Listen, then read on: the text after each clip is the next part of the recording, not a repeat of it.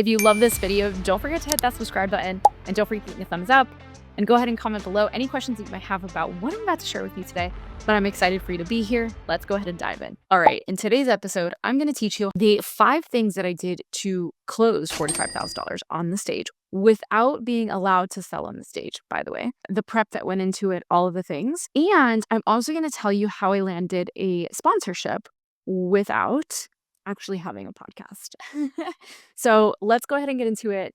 You guys are going to love this episode. Okay, so I recently shared that back in March, I was at a conference, and the conference, the stage itself, the people that were hosting the conference, Brittany and John Hahn, the Rich Girl Conference, by the way, which if you have not heard of them, you should absolutely go. They're hosting an event in New York, August 21st, 22nd, 2025. You're listening to this. You have to go. Their conference is one of the best conferences I've ever been to. Anyways, I digress. So I got on their stage in 2025. And let me tell you how I actually landed that stage, because I get a lot of questions from people that are like, Jen, how do you land stages? Like, do you pitch? Do people reach out to you, etc.? And it's a little bit of both. I have enough credibility that people do reach out to me to get on stages. But believe it or not, like, I have no shame in hustling and actually like finding the stages that I want to be on and promoting and pitching myself. So with Brittany, it was actually a little bit more organic. It was around Christmas time. I'll actually never forget, I shared this story on her podcast when I did her interview, but it was actually around Christmas time. I saw on Threads that she was looking for speakers. I had just really started to play around on Threads. I know I should be been there a lot sooner, but I was really like the last couple of weeks prior to that, I like just finally started to get into Threads. And I was like, all right, let me go check out Threads. And I'm in there and I see her post and I click on her. Something about her photo really drew me. So I click on her profile and then I go over to her Instagram and I'm like stalking this woman for like a solid 5 minutes, maybe even more, to be honest with you. And I was like, okay, she's really cool. Her story was absolutely badass. Tori will have her on this podcast. And I was like, I need to be on the stage, or I need to talk to her. Actually, I'm wrong. It wasn't about the stage. She wanted podcast interviews. That's what it was. And so as I started stalking her, I saw that she had an event, but originally I reached out to her just to be on her podcast. So I sent her a DM, I slid into her DMs, and I basically introduced myself.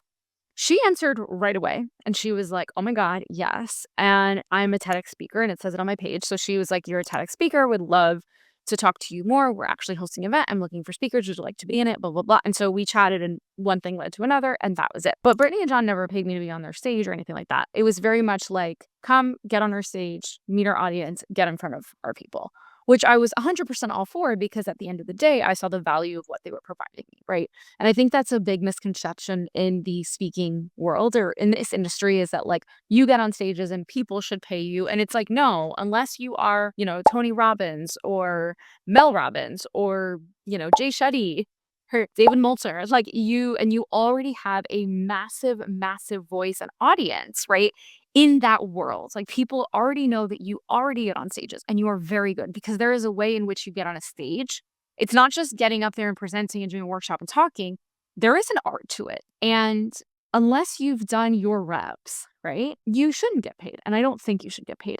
You should only get paid if you're doing it for a corporate office or for a corporation, right? Where you know that the audience isn't actually ever going to buy from you because they're not your ideal client.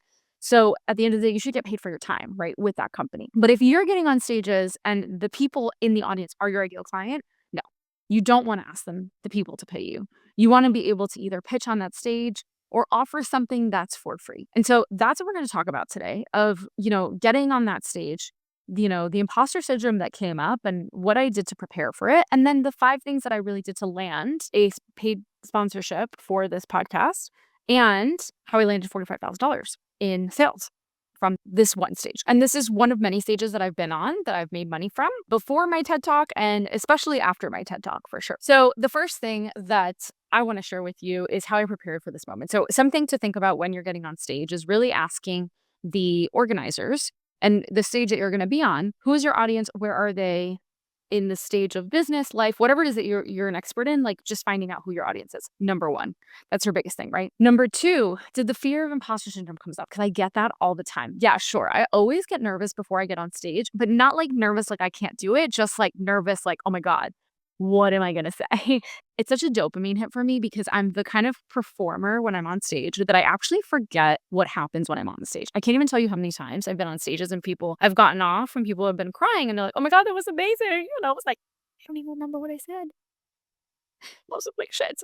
Something definitely happens, but I'm not gonna sit here and tell you I don't get nervous. No, I do get nervous, and I think it's good that you get nervous because it's that like adrenaline that you need to perform on that stage. And you do, you're performing. The moment you get on that stage, you are performing. And it doesn't matter who you're presenting to, there is a level of someone that you have to be, right? Because people are all eyes on you. People are looking at you. All right. So let's talk about the 5 things that I ultimately did in my presentation, or I made sure that I did when I presented. And to be clear, I wasn't allowed to pitch. I was allowed to give a freebie, and most conferences and events really do let you do that.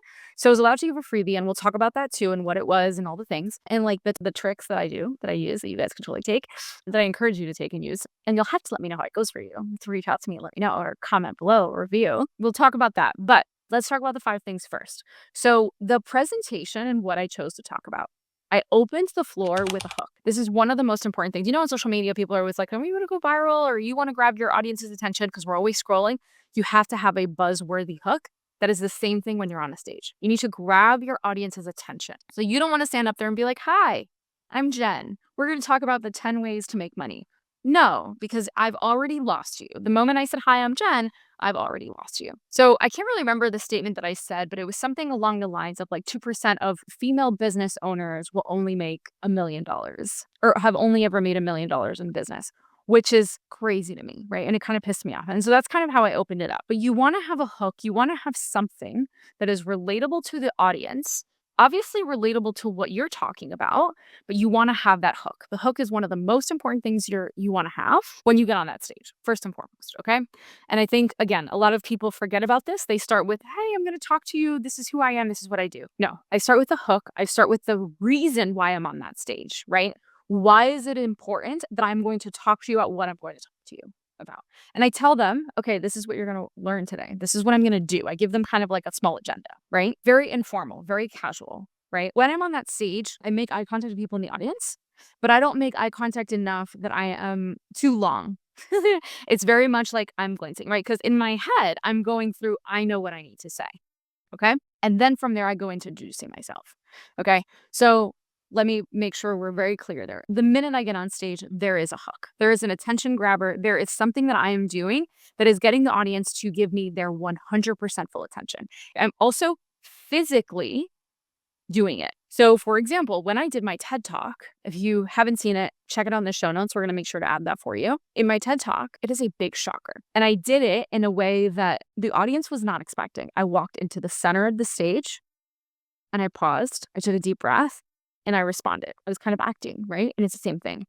The same thing when I got on that stage back in March, I got on the stage and I was like, you know what pisses me off? This. And I read the statistic because I had it on the screen behind me. Okay. So you want to make sure the hook is what you're saying and you're also acting it out physically because both of those things are extremely, extremely important. Okay. The second thing that I do in my presentations is I plant the seed.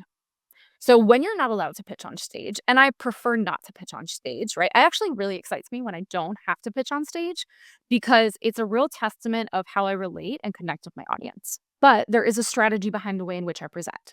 So throughout the entire presentation, so once I've already hooked them, I plant the seeds of the product or what is it that I do for people.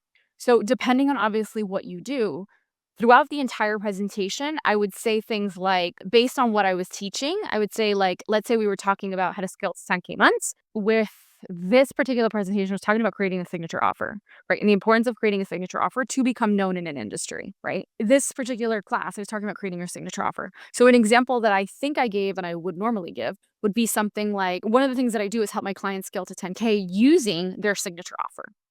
You see how it's subtle, but it's very specific, right? Like I am not showing a testimonial. I am just talking about a framework and a process. And then I am planting the seed like a pro. And I'm saying like, hey, I did this for one of my, this is what I do for my clients. The third step, most people forget when you are on a stage, okay, you want people not only to remember the way you made them feel. I'm such a fan of being an emotional person on a stage because all eyes on you, right? everyone is listening to you. You have that attention. If you have 15, 20, 30, an hour to change someone's perspective, right? Because they're giving you their full attention, do it and do it well. One of the biggest things that I say is create your own framework. And this is something that I do with my clients, right? When we create our signature offer, within our signature offer, we have a signature framework that we own. You can call it the gen process, whatever framework, whatever methodology. But this framework is what I use to lay out my process. So the presentation was about creating your signature offer. And I talked about the Simplify to Amplify framework and what I do within that framework and why that framework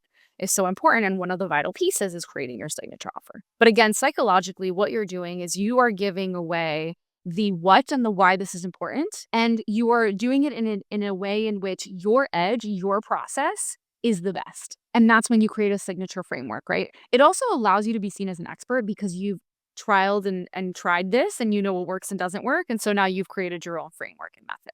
Okay. So adding the framework. So let's recap before we dive into the last two. Number one, you want to have a hook. Number two, you want to plant the seed like a pro. This is sprinkling in what you essentially do for your ideal clients throughout your entire presentation. And third, you want to create a signature framework based on your actual process. Cool? Cool. All right, so let's go ahead and dive into number four. I just want to say thank you so much for being here and listening to the Do Good Legacy podcast. This is especially sponsored by my friends at Go High Level. Go High Level is an all-in-one marketing and CRM platform, actually built for entrepreneurs like us. Vision-driven, time-starved, and ready to scale systems that don't actually break under pressure. If you're a coach, a consultant, or an agency owner, Go High Level is for you, my friend. I absolutely promise. So you can ditch the duct taping tools and simplify your backend and finally run a business like a CEO. If you've got any personal questions, go ahead over on Instagram and DM me GHL and I will personally answer all your questions. If you're ready to get started, go ahead and head to the show notes where you have a link to join for 30 days for free. Okay, now let's get back to it. Number four is sell the transformation, not the information.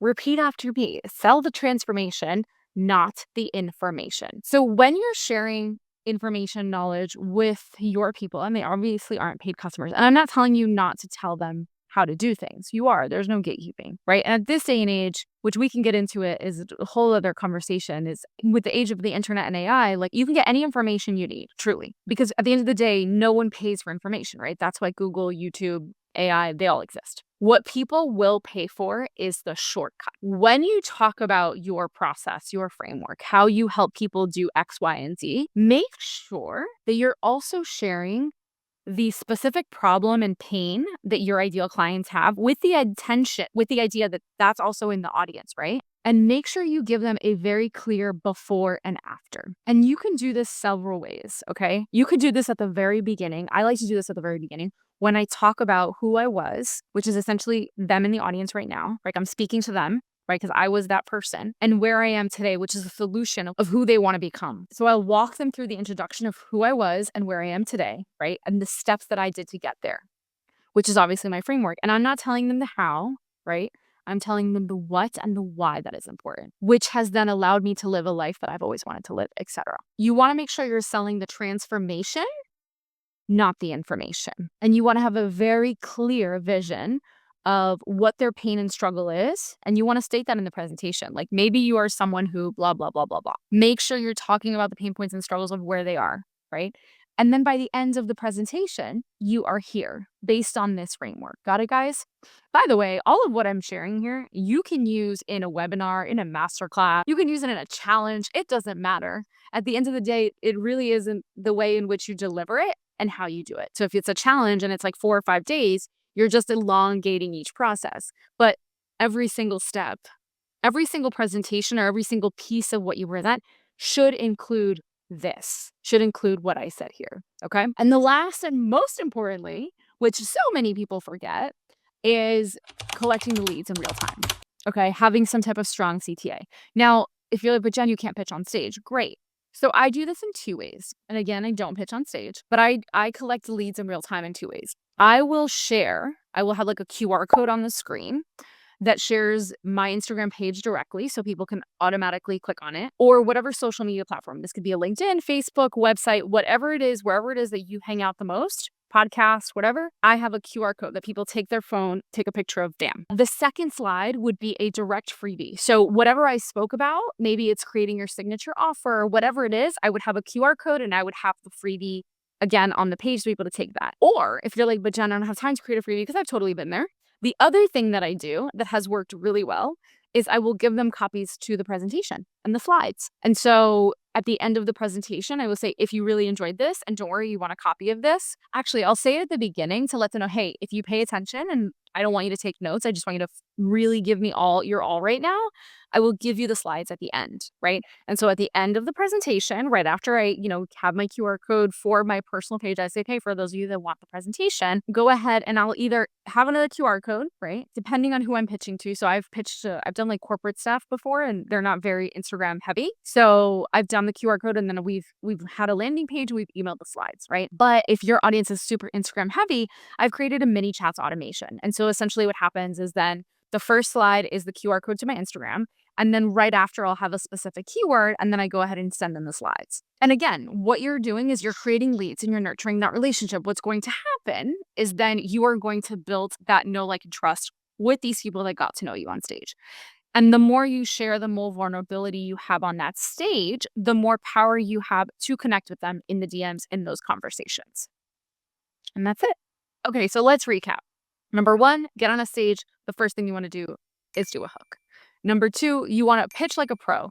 Start sprinkling in throughout the entire presentation the results that you get your clients or the things that make you an expert. Number three is make sure you have some type of framework and process that is specific to you, so that when they leave the stage, they know the secret sauce to what makes you an expert. Number four, sell the transformation, not the information, right? So this is where you actually walk them through who they are right now and where they want to be, and how your framework and process is going to help them get there. And lastly, and most important, make sure you are collecting leads in real time, not waiting for later on, whether that is having your Instagram account, having them DM you a word, or having a QR code to a landing page that gets them the slides or a freebie.